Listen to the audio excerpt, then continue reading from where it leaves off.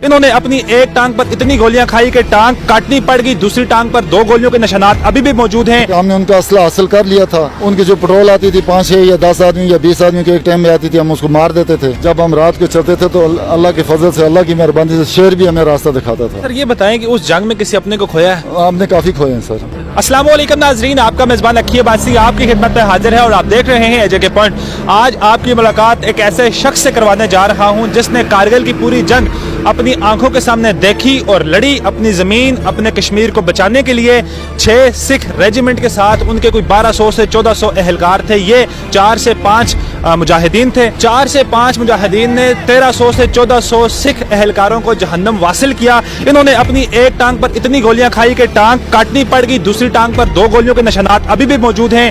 पूरे जिस्म पे इनके गोलियों के निशानात हैं, हाथ पे, गले पे और उसके अलावा टांगों में। आज आपकी मुलाकात करवाने जा रहा हूँ गाजी गुलजार अहमद साहब से। इस वक्त ये मुजफ्फराबाद में रिहाइश पजीर है। इनसे बात करते हैं कि कारगिल की जंग का कैसे एक्सपीरियंस रहा और आपने जिनको जहन्नम वासिल किया उनका सारा एक्सपीरियंस कैसे रहा। कारगिल की जंग का आंखों देखा हाल आपको इनकी जुबानी सुनवाते हैं। शुरू से बताएं, आप कहाँ से रहते थे और ये सारा आगाज कैसे हुआ जंग का और आपने इस पे क्या किरदार अदा किया? मकबूजा कश्मीर के इलाका डिस्ट्रिक्ट कुपवाड़ा का गाँव बोर है हमारा जी। 1999 में जब उन्होंने हमारे स्कूल के जो कॉलेज के लड़के जाते थे उनको टॉर्चर करते थे, पकड़ के ले जाते, गायब कर देते थे।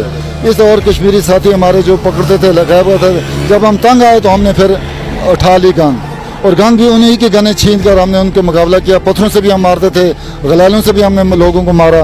फिर जब हम ज़्यादा तंग आ चुके तो फिर हमने उन पर रात को या दिन के जैसे भी हमें उनका काफिला मिलता था हम अपने तौर पर उस पर रेड करते थे, उसको पकड़ लेते थे, उनका असला भी छीन लेते थे, उनका राशन पानी भी छीन लेते थे और फिर उसी पे उनको इस्तेमाल करते थे।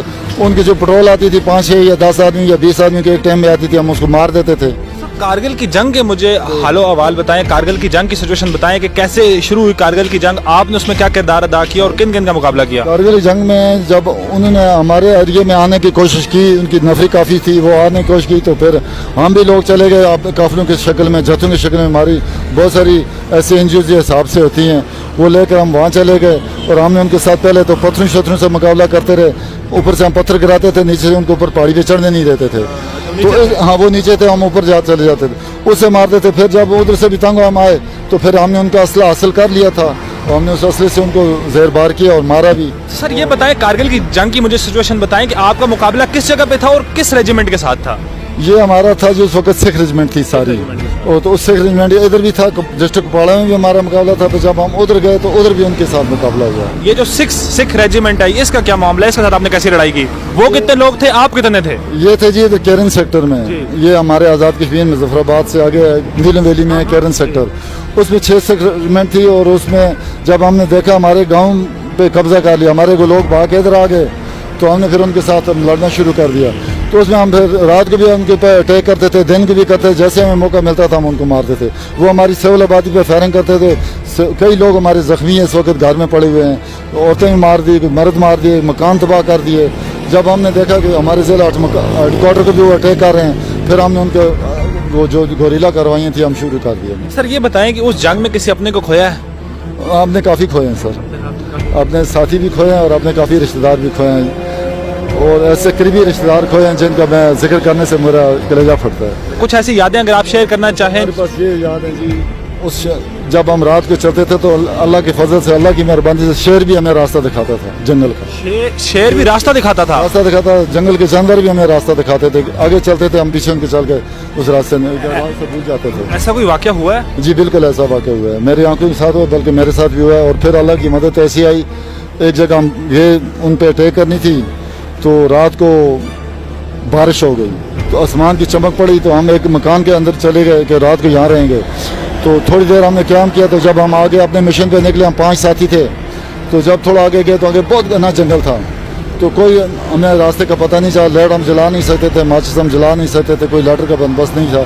तो फिर हमने अल्लाह से दुआ मांगी तो एक कुदरती तौर पहले हमारे सामने एक जानवर गुजरा हमारे आगे से, वो शेर नुमा जानवर था। वो गुजरा, थोड़ी देर बाद ऐसी लाइट लगी, छोटी सी लाइट थी, वो लाइट लगी, उस लाइट के पीछे पीछे हम गए, जो हमारा मंजिल का रास्ता था वहाँ पहुँच गए। फिर सुबह हुई हमने वहाँ उनके 25 आदमियों को मार दिया।